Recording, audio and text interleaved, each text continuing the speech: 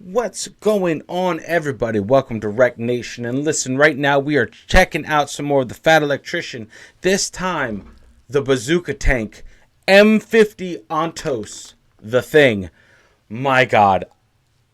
Just the title alone draws me in. You know what I mean? Like, bazooka tank? Oh, I'm here for it. I'm here for it. And also, I am so here for his style of telling the story. I know nothing about the M50 Ontos. At all. At all. So, let's check this out, guys. If I'm going to check something out for the first time, I'm going to watch it with you guys. So, here we go, guys. Without any further ado, let's bring up the Fat Electrician. Let's see what Nick has to say about what this is, because I'm so interested. Here we go. 3, 2, 1, let's go. I really thought that the Mark 19 was the most Marine Corps thing to ever be invented, but I was wrong because it's absolutely this. Today we're talking about the M50 Ontos, aka the Thing. What? What is that, bro? What is that? Jesus. What is that? That thing looks mean, dude. How practical is it? All the... like, look at that thing. That is busy. That is busy. All right. Okay. Like, what? What is that? Damn. Okay, real quick, this video is brought to you by Zydax Custom Gaming PCs. They're built right here in America with American tech support. They have a lifetime warranty, and they will do all kinds of crazy custom stuff if that's what you want. Here's a video of mine. Listen, guys, I will always leave Nick's ads in. I will always leave it in. And I just as such, guys, make sure you always check out the original video. I will post, or I will have the link of the original video in the description of this video. So please make sure to check his video out. All right. Great, moving on. Okay, here's the deal. Once upon a time in the 1950s, the United States Army would set out to answer a question that had plagued mankind for decades. What if we took a tank and covered it in fucking bazookas? And to aid them... Yes.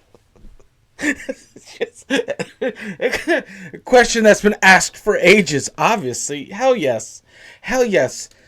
Dude, why haven't we? That's the question or at least the answer I would give. Why haven't we done this? Let's see if it's practical. In this enormous feat of engineering fuckery, they would turn to the one demographic of people on the planet. They could do this insanely childish and dangerous idea justice. The farmers, by way of Alice Chalmer, a tractor manufacturing.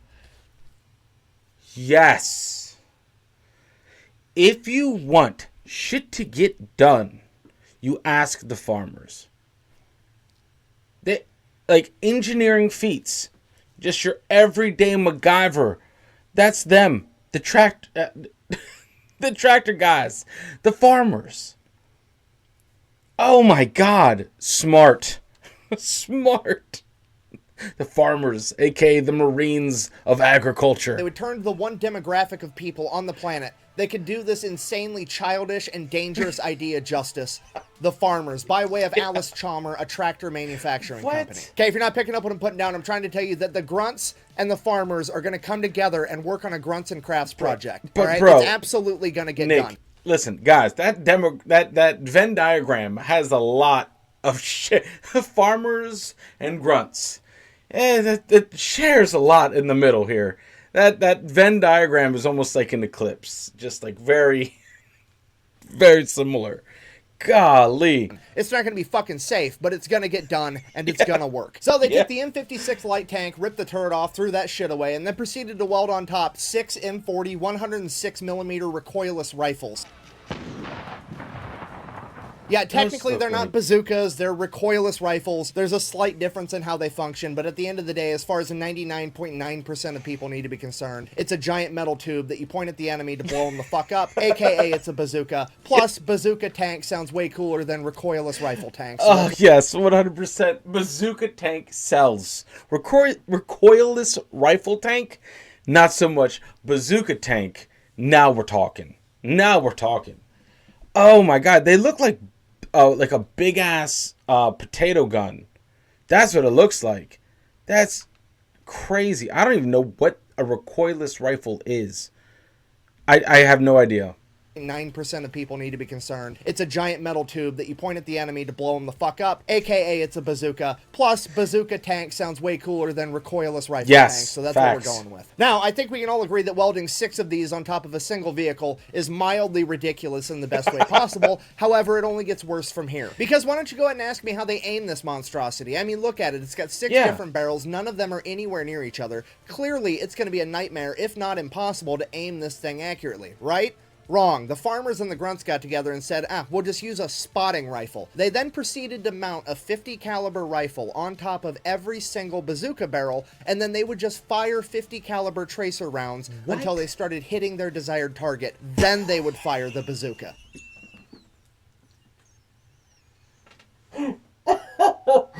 Oh. Oh my God. Oh, that's so ridiculous. That's so over the top, man. That's just like, yes, what's in front of us?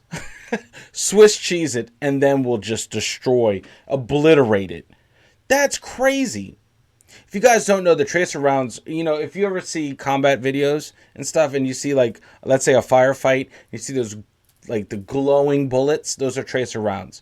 That helps you have some sort of visual aid to see where your rounds are pointing down range, right? And you can walk it in if you're on, like, let's say a bigger weapon system. So firing tracer rounds, man, like, that's crazy. So you're shooting this massive weapon, right? I'm not talking about the recoilless rifle. I'm talking, or the bazooka, for just the ease of this conversation, because I'm not going to be caught saying recoilless rifle again. The bazooka, you shoot 50 caliber rounds and just walk it in, and then, like, that's insane. The amount of firepower you are throwing down range is absolutely nuts. Just to shoot your boom boom round. That's crazy. They're literally aiming a giant gun with a slightly smaller giant gun. I don't even know how to begin to write a punchline for that, so I'm just going to go ahead and... Yes. I mean, could you imagine how confusing this would be to the enemy? Imagine you're some anonymous bad guy held up in a house or in a building somewhere, and this fucking monstrosity pulls around the corner as your butthole puckers, and you realize that this is probably going to be the longest, shortest day of your life, and your new pronouns are about to be here and over there. And then this thing aims at you.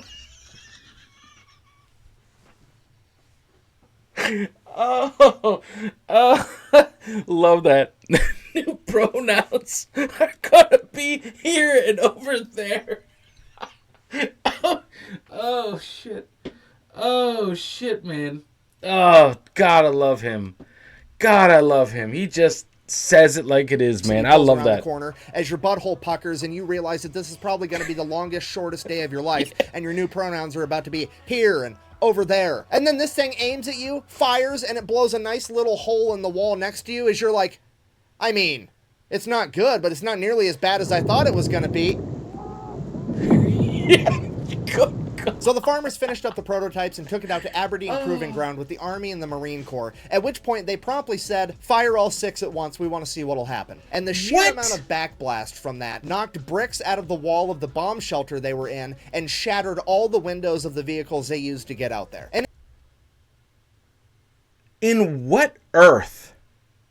In what battle? I mean, I could imagine what battle, but, like, why would you fire all 6 at once? It wasn't designed like that. I mean, I get it. You got to see the limits of what this thing can do. Like, but that's some sick-minded shit. Like, I wouldn't dock a weapon system because it's being used not how it's supposed to. Why would you fire all of them at once, bro? That's nuts. That Oh, once, man. we want to see what'll happen. And the sheer amount of backblast from that knocked bricks out of the wall of the bomb shelter they were in and shattered all the windows of the vehicles they used to get out of there. And it is at that point that the Army said they were no longer interested in having this vehicle due to the sheer amount of backblast, and they really did not like the fact that somebody had to get outside of the vehicle to individually reload each recoilless rifle after they had been fired. The Marine Corps, on the other hand, said, I'll take 300. The Marine Corps ordered 300 of these fucking things, which is terrifying to think about. I mean, to be honest, and it pains me to say this, but as far as logic goes, I actually have to side with the Marines on this one. The Army's over here bitching like, oh, you could get shot at while you're trying to reload. And the Marine Corps is like, we've been getting fucking shot at since 1775 without a bazooka tank. Imagine how much fun it's going to be with a bazooka tank. And I mean, to be fair, what the fuck is going to be left to shoot it? So true. Oh, that reasoning. Oh my God. Cannot argue, bro. Cannot argue. We've been getting shot at without a bazooka tank. You know, now it'd be more fun to get shot at with a bazooka tank. Hell yeah, man. We're going to take it back. I feel like I missed something. Reload each recoilless rifle after they had been fired. The Marine Corps, on the other hand, said, I'll take 300. Marines, dude. The Marine Corps ordered 300 of these fucking things, which is terrifying to think about. Yes. I mean, to be honest, and it pains me to say this, but as far as logic goes, I actually have to side with the Marines on this one. The Army's over here bitching like, oh, you could get shot at while you're trying to reload. And the Marine Corps is like, we've been getting fucking shot at since 1775 without a bazooka tank. Imagine how much fun it's going to be with a bazooka tank. And I mean, to be fair, what the fuck is going to be left to shoot at you after you shoot the first 6 gigantic bazookas that general direction? And even if somebody was still alive and they did have big enough balls to pop their head up to try to shoot at you while you're reloading, you still get to shoot at them with your spotting 50 caliber fucking rifles and the 1930 caliber machine gun on it. Dude. Like, it's a win-win. And Yeah, that is overwhelming firepower. Overwhelming firepower. Like, that's the equivalent of a tank shotgun. Just point, click, and whatever was an issue over here, right, as Bill Burr put it, isn't an issue anymore. Dude, I love that. You can still shoot at it. You still have 6 50 caliber machine guns and the 30 fucking millimeter cannon on top. Like, what? You're destroying anything you're watching through those sights. Anyone that would just be like, what is that? Oh, they're reloading. Granted, your whole world around you is basically in flames if they've shot 8 rounds out of their bazookas. The whole shit's effed up. So, and then you still have 50 cal? Like, come on, dude. And I know what you're all thinking, but how did it perform in real life and not just on the chalkboard? Thank you so much for asking. It was first deployed in 1964 to the Dominican Republic during Operation Powerback, where it promptly destroyed both the tanks that they ran across, that being the AMX-13 and an L-60. And then after that issue was resolved, all 300 of them were promptly sent to Vietnam. Okay, here's the kicker with that. There was no established battle doctrine for this weapon. There's no rules, there's no standard operating procedures, and there was no Marine Corps MOS that was designated as being responsible for this weapon, meaning there's no one guy that's like the expert. They literally took 300 of these fucking monstrosities, gave them to the Marine Corps, and said, here's your bazooka chariot, kids, have fun. Shit got out of hand. The bazooka chariot. Oh, God. That's terrifying. You can rain that much hell down, and then you're just giving the keys to the Marines. Hey, go do Marine stuff. Like, how do we do it? I don't know. Just go for it. Go for it. Your imagination. Use your imagination. You're so dumb. If you knew anything, you'd know that during the Vietnam War, the Viet Cong had virtually no tanks, meaning that a tank destroyer like this would be virtually useless. Huh. Yeah, not quite. Ladies and gentlemen, I present to you the Beehive round, aka the Flechette round. Each one of these had 10,000 hardened steel darts inside of them, and when fired, they... Wait, what?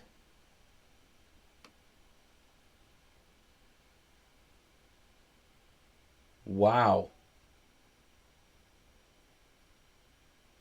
Okay. I'm taking it back a little bit, guys.